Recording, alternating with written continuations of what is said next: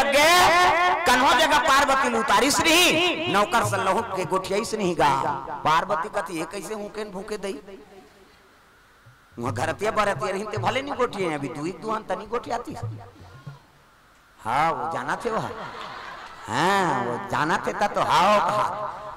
प्रेम से बोलते क्या मैया की जय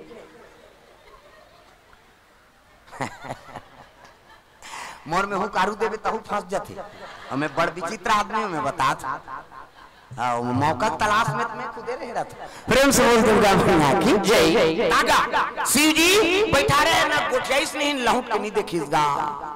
पार्वती बड़ा दुख हो गए हे भगवान अब घरतिया बरतिया रही भले नहीं गोठे दुहन तनी गोठियाती आजकल देखबे ते टिकान चलत रही थी हमारा थे गोठिया वो मौन लैसे कर दिए कि गोठिया थे टिकैया ओकर कनपट ल टिका थे जा